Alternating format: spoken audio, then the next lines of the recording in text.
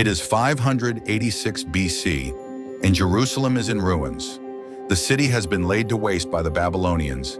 The temple has been reduced to rubble, and the people of the Jewish nation are sent into exile. Into this bleak scene, through the swirling vapors, materializes a figure one that represents hope, deliverance, and protection from on high. And his name is Archangel Michael. But who exactly is Michael? What sets him apart within the ranks of angels? Why is he revered throughout Judaism, Christianity, and Islam? In this video, we shall look at the different dimensions of the character of Michael by assessing his roles in sacred texts, theological interpretations, medieval devotion, and modern spirituality. Early mentions. Michael's first appearance is in the book of Daniel, written during the Hellenistic period at a time when the Jewish people were facing persecution under the Seleucid Empire. In Daniel 10:13, he is brought into view as one of the chief princes who aids the Archangel Gabriel in a battle against the Prince of Persia. The mention herein is important because it sets Michael not only as a protector of Israel, but also as an important figure in the cosmos, thereby mirroring geopolitical battles. Dr. John Day, in his book God's Conflict with the Dragon and the Sea, Echoes of a Canaanite Myth in the Old Testament, reads into Daniel the presence of Michael as a sign of God's protection during oppression.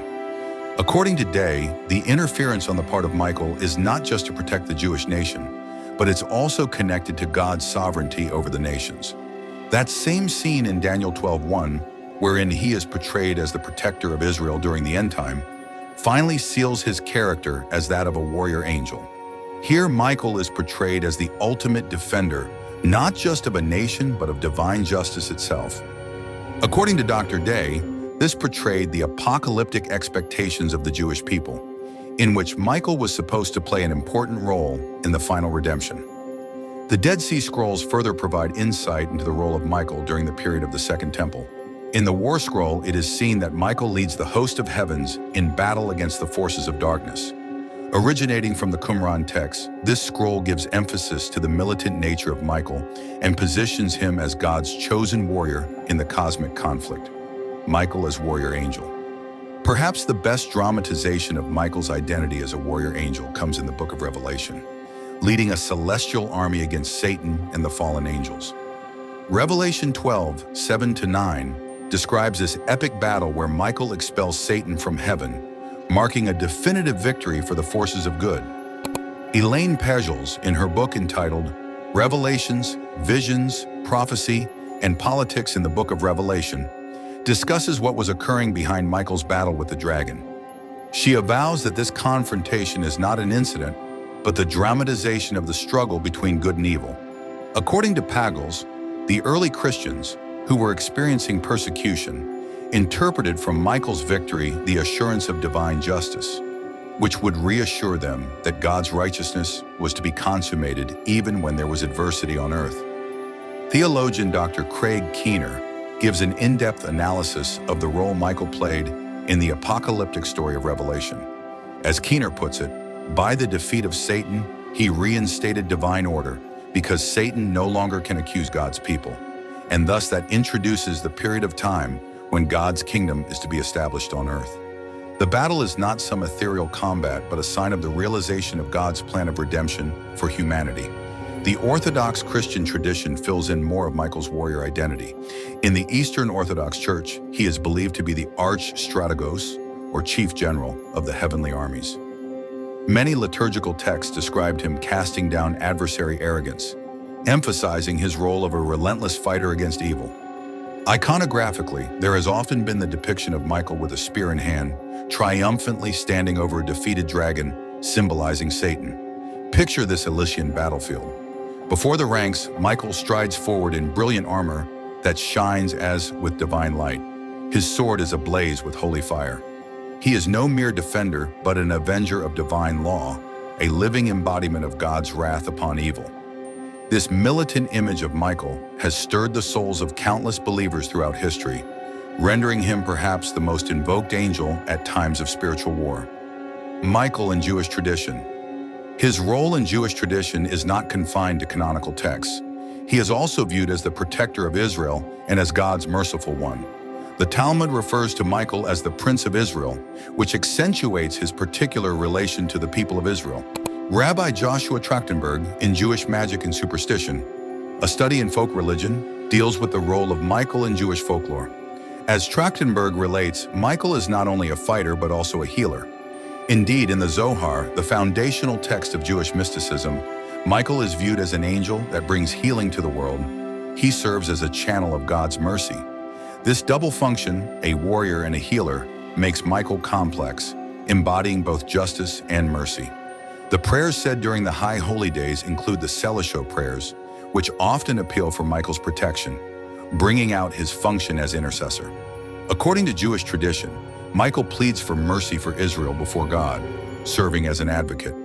This aspect of Michael's character underlines his compassionate nature, since he is not a fighter only, but also a shepherd of souls.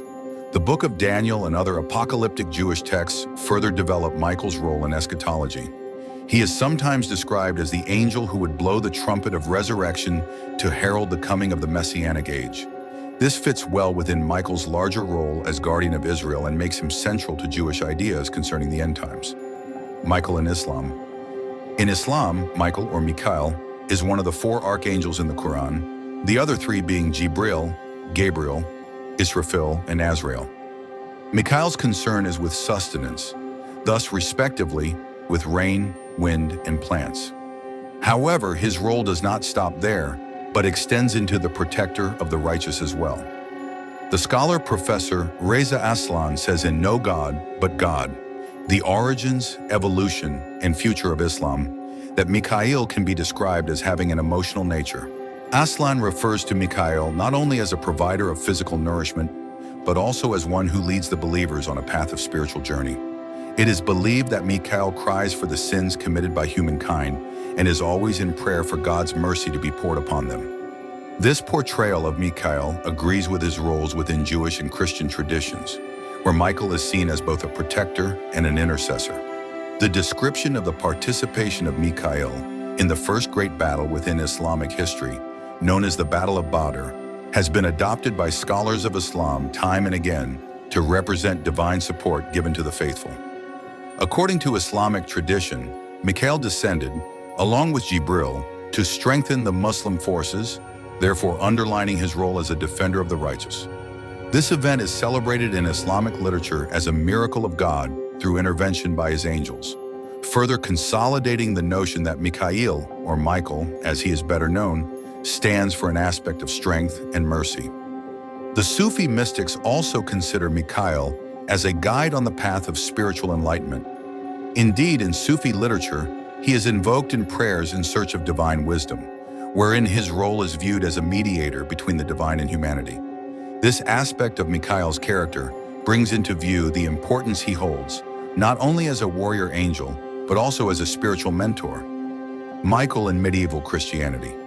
In the medieval times, devotion to Michael became so popular that several churches and shrines dedicated to him cropped up all over Europe.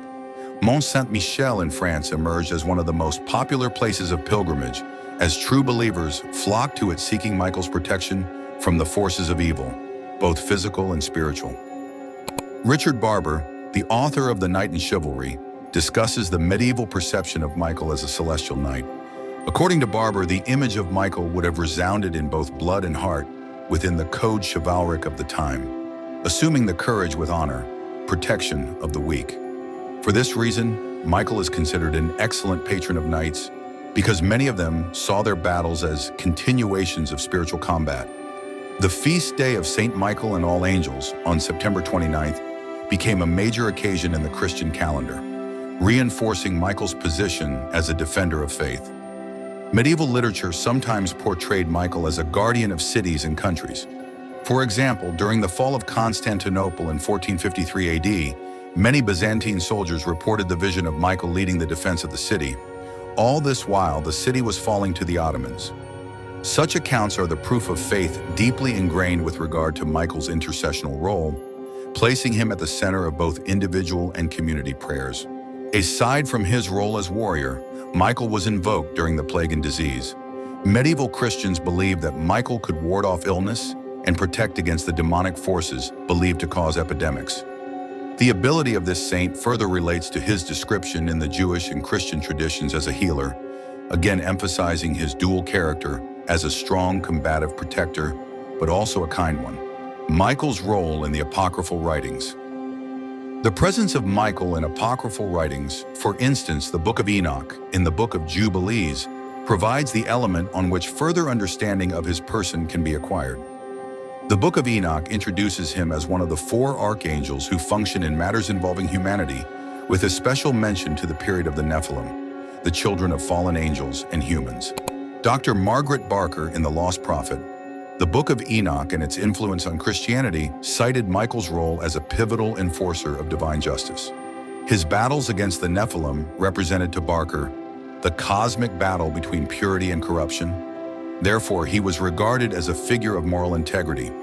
This interpretation fits with the broader function of Michael as guardian of the divine law and consolidates his status as God's most reliable warrior. In the Book of Jubilees, Michael is presented as an angel standing between God and men, interceding for men in the face of their wickedness.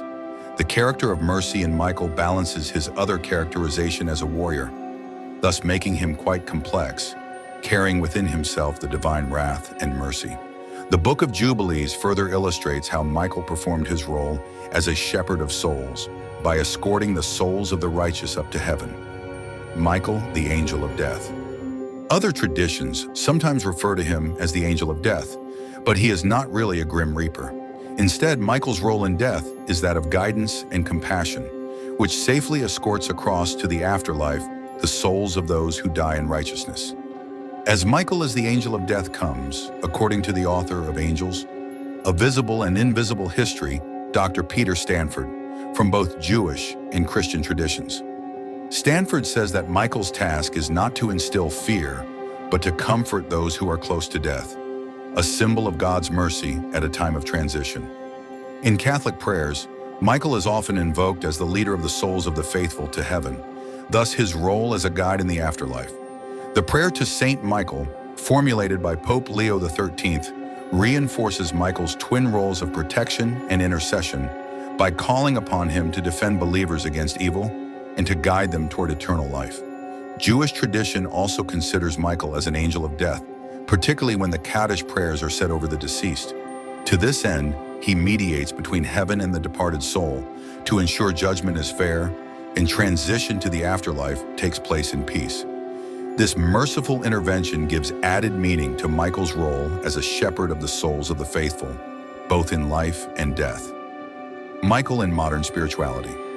In modern spirituality, Michael is one of the most invoked angels for protection, guidance, and spiritual warfare. Commonly used in visualization, his picture is used with a sword of light uplifted, meant to cut away the negative energies and to break spiritual barriers. As Doreen Virtue, author of Archangels 101, says, Michael is a strong presence in the energy of healing. The comforting strength of his presence has been attested to by many, especially in turbulent, fearful, or uncertain states. Within Reiki and other forms of holistic healing, Michael is often called upon in invocation to clear spaces and remove spiritual blockages, a symbol of his role as guardian of light. Meanwhile, Michael also plays a very important role in contemporary Christian worship. Many churches include prayers to Michael in their liturgies, especially the exorcisms and deliverances from evil spirits. In that respect, he is thought of as a very strong ally in battles against such demonic forces, a benchmark of God's authority over evil. In New Age spirituality, Michael has been associated with the root chakra and as such symbolizes stability, courage, and protection.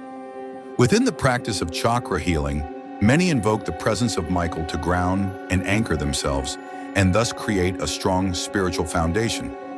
This particular aspect of Michael's character merges well with his more traditional roles of warrior and protector, making his character quite versatile for the most varied spiritual practices. Michael in end-time prophecy. Michael is also the central figure in Christian eschatology concerning the prophecy of the end times.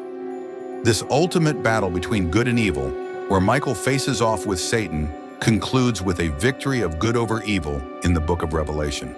This is not a celestial combat per se, but rather more of a symbolic actualization of God's promise of restoring divine order. When Time Shall Be No More, Prophecy, Belief in Modern American Culture, by Dr. Paul Boyer, speaks about Michael's role in the apocalyptic stories. According to Boyer, the victory of Michael over Satan is literal and symbolic, meaning that God's kingdom would have been finally restored to its former glory. For many believers, Michael's triumph gives reason to hope that, despite all evils of the present age, good will triumph at last. A similar viewpoint can be seen in Jewish eschatology, which sees Michael as one of the most important leading figures of the Messianic age. In the Talmud, he is depicted as that angel who, at the resurrection of the dead, will blow the trumpet announcing the arrival of the Messiah. This depiction underlines Michael's role, herald of redemption, a role central not only in Jewish but also in Christian beliefs concerning the end times. Michael also occurs in Islamic eschatology, which is the vision of the end times. According to the Islamic tradition, Michael is supposed to appear at resurrection to steady the believers facing the judgment. This stands in relation to the general role of Michael as a protector and guide, making his standing common in all the Abrahamic faiths. The story of Archangel Michael is not merely some conglomerate of tales from yore, but lives and breathes a testimony to protection, justice, and hope from above. Whether as a warrior, guide, or healer, the presence of Michael soars through cultures, eras, and faiths, symbolizing God's unflinching support for those in the pursuit of righteousness. His legacy is not one of spiritual warfare, but rather of strength and compassion, the embodiment of faith at its very finest. From the pages of Scripture to the halls of medieval cathedrals, his presence extends into modern spirituality, exuding a guiding force for millions of believers around the world. But what happens after the final triumph of Michael? Is heaven what we imagine? Well, to find that out, don't miss our next video entitled, Heaven is Not What You Think. Deeply into the mysteries of afterlife, it just might change your point of view. If you enjoyed this video, please like it, subscribe, and share with anyone who seeks answers to life's biggest questions. Your support helps us bring more thought-provoking content to you. Thanks for watching. We'll catch you in the next video.